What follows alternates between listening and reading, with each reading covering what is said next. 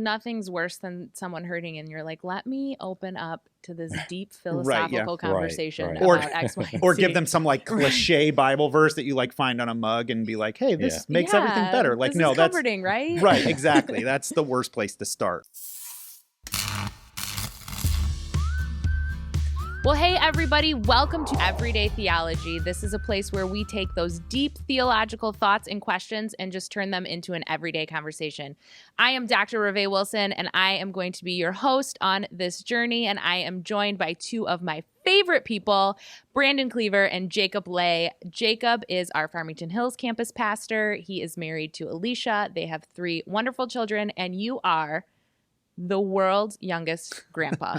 Can you just share about that for a quick minute? Yeah, I don't know if I'm the world's youngest, but I'm definitely will take that mantra a little bit. But yeah, our oldest daughter was adopted when she was a teenager. She came into our family, and she came in at the time with a 3-year-old son, and since then has added a daughter. So I did adopt the mantra of grandpa. So I prefer not to go by grandpa, though. I prefer to go by pops, because it just makes me sound a little bit better than grandpa. But I'm going to take... Doesn't give you that like elderly ring to it. I'm just trying to stay within, that range a little bit. So yes. And then we have Brandon Cleaver, who Brandon attends our Dearborn campus. He is also married to the lovely Chantel. You have 4 kids, which one is a newborn. So are you really tired all the time? Yes, but I'm always cautious about complaining too much because my wife is bearing the brunt of that. So that's a good yes, answer. With a caveat. Wise That's man a right very, there. Yeah. very good answer. Now people can't come for you. But Brandon also works for One America's Matthew 5-9 Fellowship, which can you just tell us a little bit about what that is? Yes, so One America is a nonprofit that works with faith communities all across our nation to help us, help them to understand and alleviate the toxic polarization and division in our country, and that's often in our pews, our congregations, and things like that. So as program director for Matthew 5-9, it's the same theme, same subject matter, but I work specifically with pastors and Christian leaders around the nation on the same issues. So it's a joy for sure, helping to unify the church. That's cool, and it sounds like a lot. Like you is.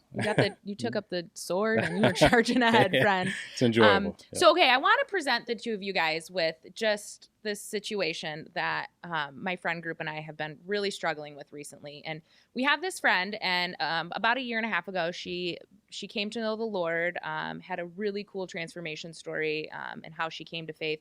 But ever since she's become a Christian, it's like one bad thing is happening to her after the next. Like she cannot catch a break. I would say she's literally a modern day Job, which I'm sure, he'll come up in this conversation at some point. Yeah. But, my group of friends and I, when we were talking through this of just how to care for her and how to process this situation, we're struggling with this kind of overarching question of, if God is good, which is a very theological question, then why does he allow bad things to happen? I mean, Brandon, what would be your first initial response to that?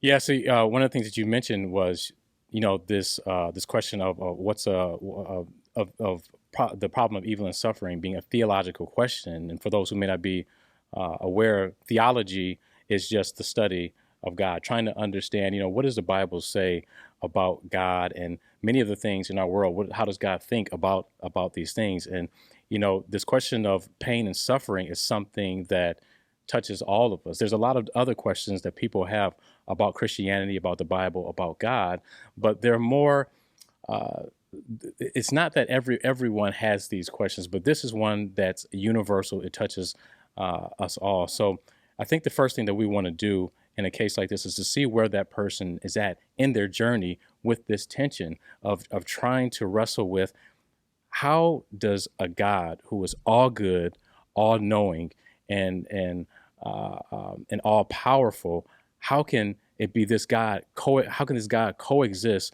with the prevalence of evil in our society?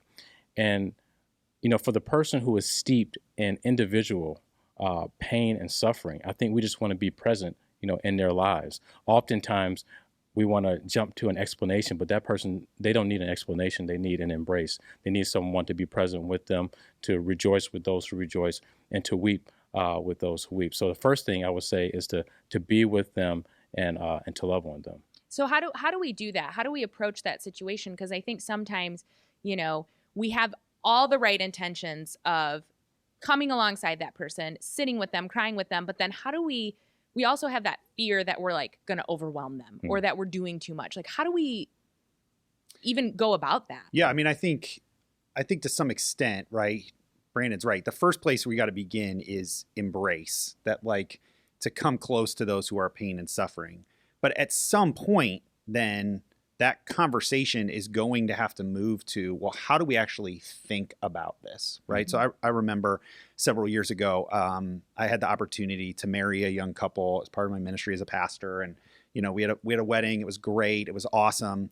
And then a year later, I got a phone call and found out that the husband had unexpectedly passed away at the age of 30. Oh, that's right. devastating. It was terrible. And so, kind of stepped into that moment with his wife and kind of journeyed through that and did the funeral. And I remember really distinctly in that time, there was a moment where I had the conversation with her and she was crying on the phone to me, and I just don't understand why God would allow this to happen.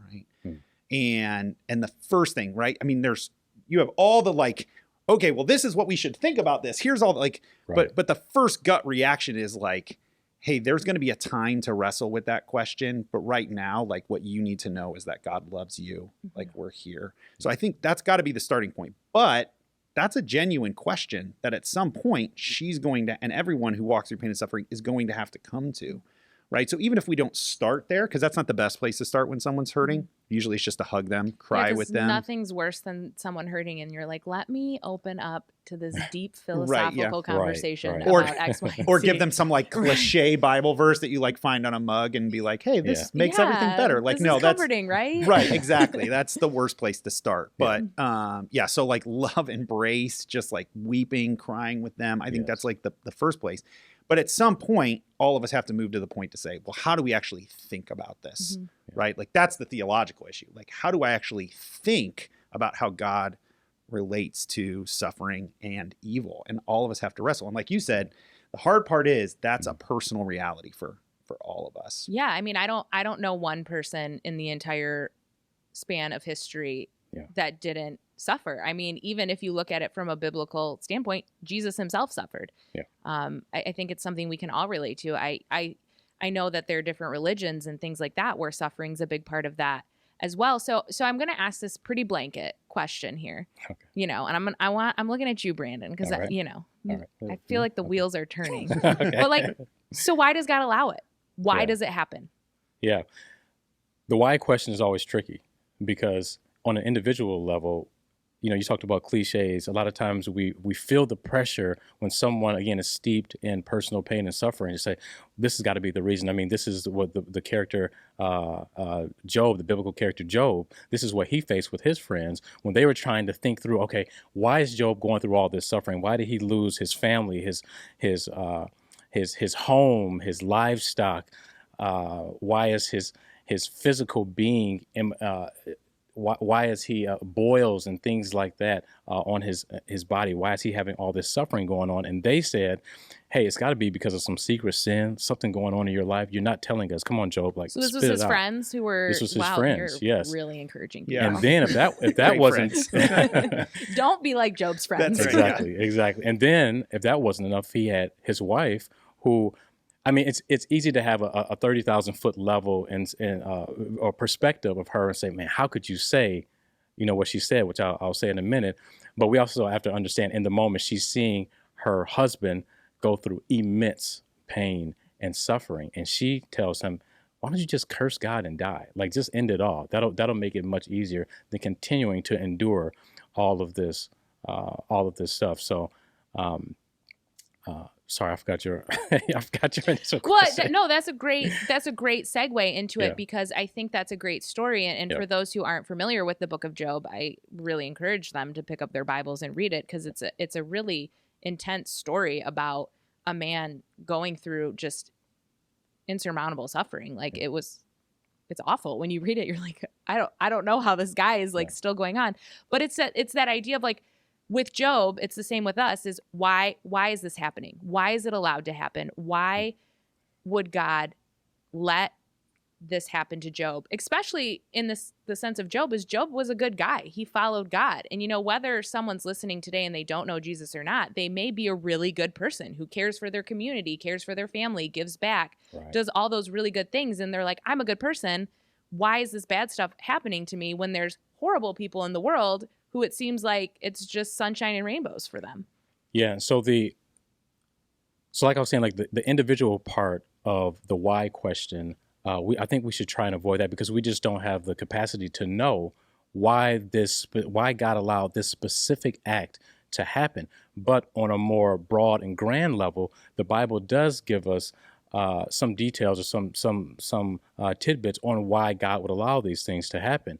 And so one of my favorite verses in the Bible is 1 Peter chapter 1, verses 6 and 7. And I think I'll just read it real quickly, because even though we talked about the book of Job, and obviously inherent to that book is pain and suffering and a lot of things that we can sort of plumb the depths of that book about, 1 Peter also holds a lot of value for this discussion. So here, the author says, "In this you greatly rejoice, though now for a little while, if need be, you have been grieved by various trials." So this is someone who's going through trials and tribulation in a greater context, because we never want to just read a Bible verse. We want to understand what's going on in the greater scheme of things. The conversation is about heavenly inheritance.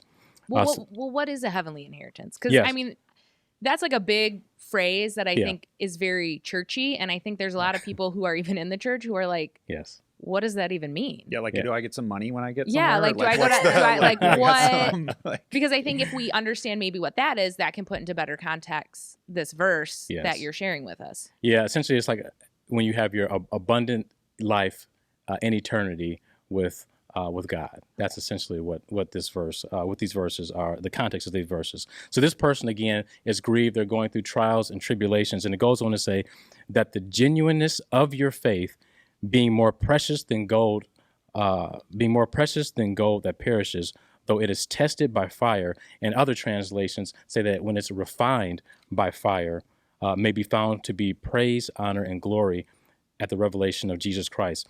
Now, we could probably spend 40 minutes talking about these two verses, but the one aspect that I want to talk about for a minute, or maybe we can banter about a bit, is this idea of refinement of in the midst of suffering. And I'm going to show my age a little bit here, but I remember I was watching Sesame Street. Okay, well, wait a minute. Yeah. Sesame Street, though, I feel like is like been on for literally 50 years. So if you want to say you're 20, say you're 20. Say, I was recently watching Sesame Street. Yeah.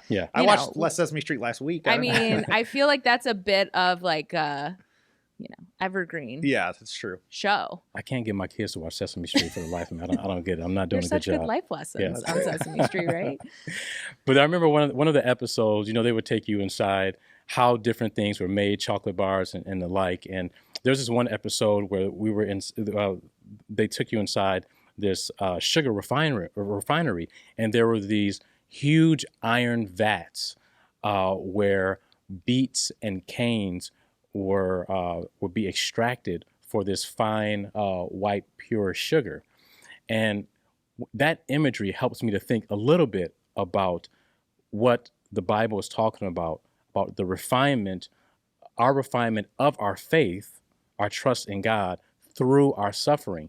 That even though we have our trust, our allegiance, our faith, our trust in God, that suffering can actually help to purify us, to refine us, to clarify that faith and help us to endure even more as our life goes on. So it helps us that in this world, when we're suffering, we get to see just the depths of sin, of missing the mark of God's holy like mandates and attributes and things like that. Yeah, so, I mean, okay, so you mentioned this thing, sin. And for maybe some of us who have grown up in the church, we have a bit of an understanding of that. But, when we're talking about evil and pain and suffering to those in our life who don't, Jacob, how do we even begin to explain that in a way that makes sense to someone who has no concept of sin? Yeah, and I think it's hugely important, at least from a Christian perspective, because the problem of sin or the problem of suffering and evil locates itself within the reality of sin as the primary cause of what brings about what we see in all this brokenness in our world. A simple understanding of sin, right? The easiest definition biblically is that you just said it's to miss the mark. That's just what the word means when it's used, especially in the New Testament. So the easiest way I explain it is, right, we all have an internal sense, pretty much everyone you talk to, imagine most people listening to this right now, you have a sense of how things ought to be in the world, right? You have these moments, you're going about your everyday life, and you interact with something, you read a news article that's terrible, somebody cuts you off in the car, whatever it is. There's this understanding of this is how I feel like the world ought to be, right, but this isn't how the world is. So there's this missing, right? The world should be just, it should be fair, it should be equitable, but it isn't.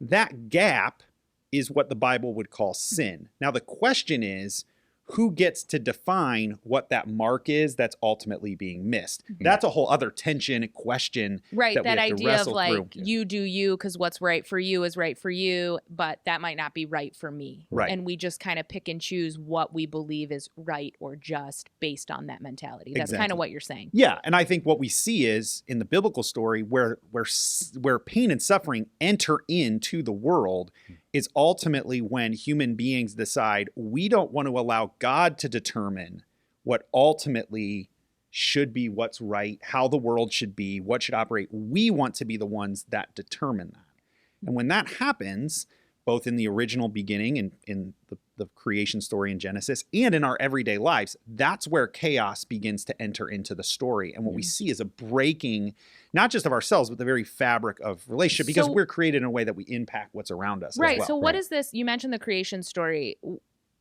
Dive into that a little bit more, because I think that might help answer some of these questions, but also help give more of an understanding of this idea to sin for those who may not be familiar with it. Yeah, so the creation story or the creation account is found in the first two chapters of the Bible, Genesis 1 and 2.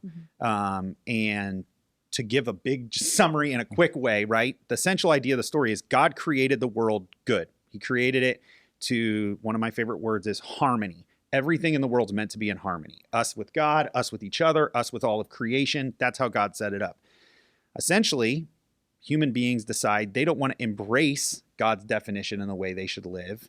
They're going to choose instead to disobey God, eat of a very specific tree. We've been stubborn all along. Yeah, from the very get-go. That's how we roll. And we still are, right? And the reality is we're still doing that today. That's right. Right? And then that point, that's where pain and suffering enter within human disobedience to God's design and created order. And the fallout then kind of continues from there. So that's at least from a biblical from that creation story kind of gives us, here's the origin of where pain and suffering kind of enter in and locate its. Okay, so now that we have this understanding of pain and suffering, I mean, how do we even begin to navigate it? I mean, how do we begin to process it? How do we begin to move forward in it? I mean, is there good that can come out of pain and suffering? I mean, I know I just asked like 17 different questions because my mind is going 100 miles an hour right now with this, because I feel like there's so much for us to grasp out of this. Yeah. Well, of those 17 questions, I'll take the first 2 and Jacob can take the next 15. I think that's about even. So I think one important thing to understand when wrestling with this tension is what is inherent to us as human beings, as beings created by God, what is inherent to us. And when we think about the idea of us being created with free will, that will entail, what comes with that is our ability to choose to do right or to do wrong. And if we think about in our personal lives, when things, instances of pain and suffering have happened to us, or perhaps we've caused it towards others, it's because we chose to do those things. Now, one might say, well, God is powerful. Why didn't he stop those things? Why didn't he stop, this bad thing from happening to this individual I loved? Well, at the central ethic that is talked about in the Bible is love. And intrinsic to love is the idea that one can't be forced or coerced into loving. So God can't force us to always do good. God can't force us to always do bad. And because it would go against that free will that you talked about, right? Exactly. And part of the one of the central purposes of God's creating us is not for our happiness. You talked earlier about the phrase "do you." That's a very popular phrase in our culture right now. Do you do what makes you happy? Do what makes you content? And God is not anti-happiness or anti-contentment, but his primary concern for us is our holiness and becoming people who have placed our faith and our trust in him in such a way where we're not dependent on ourselves or our own whims and things like that. So when you think about the fact that he created us with free will, again, sin will be a natural part of what comes of that. So you're also saying in this whole thing that if I make a bad decision and I can inflict pain on myself, that's something we all just love to hear, is that we can cause our own pain and suffering. Jacob, what do you think about that? And what do you think about this idea of navigating through the pain and suffering? Yeah. I mean, I think the challenge is, right, and in this is that the question isn't unique to just the Christian perspective, right? Like, this is a question that I think every person and every worldview, religion, whatever you want to call it, the set of things that we core believe in our heart that has to be answered. And I think in navigating it, the thing that I continue to find compelling in what I believe Christianity has to say about the pain and evil in our world is that there actually can be, because God is all good, he can bring meaning out of the suffering and out of the evil that exists. I think when you look across the spectrum and you look at how people approach this topic, you have a kind of wide range of them. There's the, maybe the atheist or a lot of, people who tend towards the idea of like, well, this is all just meaningless, right? Like, the suffering that we endure is just because it's chance. This is what happens in the world. Like, there's no meaning to any of our suffering. That feels super, I don't know about you, that feels like super hopeless to me. I'm like, oh, well, okay, that's kind of dark. All the way to the other extreme, which makes suffering this kind of ultimate path to experience some form of good. So you have Buddhist practices or this certain, this idea of even within Hinduism of like, you endure suffering to get to some higher realm and you keep going and going and going. Like, so suffering becomes this ultimate path. So like in between that, what I love and where I would help somebody maybe who's walking in that journey is to say the unique call of the Christian message is to say suffering actually can be redeemed. Meaning it is not good in and of itself, but it can be taken from a place of being bad and brought to a place of being used for good or for purpose in your life. And that what we see ultimately in Scripture is that that's how God works, right? And I mean, the easiest place probably for us to go to with that is the cross. Yes. Right? I mean, the greatest act of evil in the world, but at the end of the day brought about the greatest good. Yes. Not for just this world, but ultimately for the world to come. Right. And you see what you were just saying, that idea of suffering and pain being utilized for good. I mean, that's the theme of 99% of every, movie out there that talks about good versus evil. Like, every action movie is always this battle of good versus evil. And they're in this, the good guys are always in this deep, dark, moment of struggle and suffering. Like, everything bad is happening, but yet somehow at the end, they come out of it and that good triumphs. Yeah, that also ultimately becomes the path in which the end is brought out. And that's why one of the things I go back to time and time again is to remind myself that, this world is not the ultimate good. Yes. It produces the ultimate good world, which is the world to come, which is, according to Scripture, when God recreates the world and we are given a new world with new bodies in Jesus, right? Like, so that aspect, I think you used the word refinement, that aspect of that God is somehow able to take evil and bring it to an ultimate good. That to me gives me a lot of hope in the midst of suffering and helps me think about it in my head, but also in the moments where I'm personally experiencing it myself. Right. And I think of Job too, just in his story. And again, if you haven't read the book of Job, read the book of Job. We couldn't say it probably maybe 600 more times. I don't know. But, that moment where Job realizes, I didn't know God, or I didn't fully see God or know him like I thought I did. And then yet at the end of my suffering, I fully know him. And I think, that is that hope that we can always provide when people are struggling, or when we're even questioning that, is how can this evil that's happening turn my attention back to God? Because I think of people who don't know Jesus, for those who might be listening who are trying to walk through that with a friend who doesn't know Jesus, or if you don't know Jesus at all, your suffering, if I'm understanding you both very correctly, your suffering is an opportunity for you to see God more clearly in your life and your need for him. Yeah. Am I on the right track? Yeah, and I love that verse that you mentioned from Job 42:5. My ears had heard of you, but now my eyes have seen you. Not only is it beautiful, sort of poetically, but there's also an emotional, poetic nature to it as well. I think that can help to soothe those who are going through pain and suffering.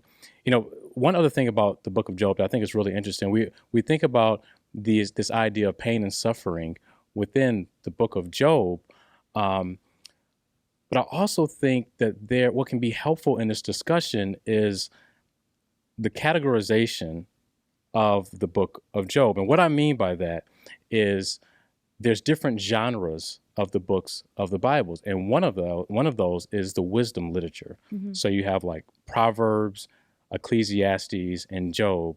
I think that's it. I got a pastor sitting next to me, so he can correct me. Yeah, you got it. If I'm wrong. Okay. I was like, don't look at me. I don't know. Hey, you're the one with doctor on your That's title, right. That's so. right. I'm not that kind of doctor, not a Bible doctor. But, we often think about, when we ask this question, we often think about well, how does God handle evil and suffering? And there's this expectation that he'll handle evil and suffering in this sort of very black and white justice kind of way. This is wrong, this is right. But the fact that Job is actually a book of wisdom, I think, tells us that God's handling of pain and suffering is actually through his divine wisdom. And that can be harder because wisdom involves quite a bit of nuance. So, for example, most Christians would say, hey, the Bible talks about we should not lie. Lying is a sin that's bad. Well, wisdom would say, yes, and probably 9 times out of 10, lying is wrong. It is a sin. But we think about the biblical character Rahab, and her lie was actually a lesser moral evil to protect a greater moral evil, and that was to protect the lives of 2 Jewish spies. So the fact that God handles the problem of evil and suffering with wisdom leads us back to, can we actually trust him? Is he a God that we can trust in his wisdom, even when we don't understand these things? And I think, as you mentioned with the cross shows us that this is not a God who is indifferent or aloof to the suffering and pain that we're going through, but this is a God who intimately cared so much that he allowed pain and suffering to be brought upon his own body for our sakes, for not only for our sakes in this world, but for those to come and previous to ours. Yeah, it's the ultimate example of suffering and then coming out on the other side. So as we close this conversation, because this is just a topic I feel like we could talk about literally for hours, but I feel like people might not want to listen to our voices for hours. I mean, I don't know, maybe. I don't know who wouldn't, right. but just in case, I would love to hear from each of you, and we'll start with Jacob, and then we'll go with Brandon. Is if you could just wrap this conversation up in a sentence or two and put a pretty little bow on it. Wow. What would you no pressure. Yeah. say? Problem of sin and evil in one sentence or two. Yeah. I think what Brandon just hit on is the crux question of pain and suffering. Who do I trust to determine, in a sense, the meaning out of pain and suffering? Mm-hmm. Do I trust myself? Right. That's the question we all have to face. Do I trust my limited perspective on the world, on why things happen, on the best I can work out? Or do I trust a God who is all-knowing, who is all good, who is all powerful and says, I actually can use this for a greater purpose that you might not understand. Yeah. To me, pain and suffering always brings us back to that question of, who do I trust? Yes. Yeah, that's good. I mean, it was like 5 sentences, yeah, sorry. but it was still it was still good. Yeah. We'll get there. I'm a preacher. I always go long. That's just how it goes. Brandon, what about you? What would you say is that closing thought onto this conversation for now, at least? Yeah. I'll try to keep it to under 5. I think I'll win that one. So I would say there's often an expectation that pain will not come upon us, or that pain is not, that God will remove the pain from our lives. But the promise isn't in the removal of the pain, but God's promise is that he'll be present in the pain. And again, like Pastor Jacob alluded to earlier, the cross is the greatest example of that he's intimately involved in our pain and suffering, and desires to be there with us and endure it alongside us. Nice. Well, guys, thank you for just letting me kind of spew this real life example that we're going through at you. I feel like I have a lot to take in and process as I wrestle through this, but I appreciate your wisdom. For those of you who are joining us, thank you so much for being here. And we will have for you some resources in the copy of this episode for you to utilize, to reference some of those scripture passages we've been talking about. We would love to give you all that information as you just wrestle with this question yourself. Until next time, we can't wait for you to join us again.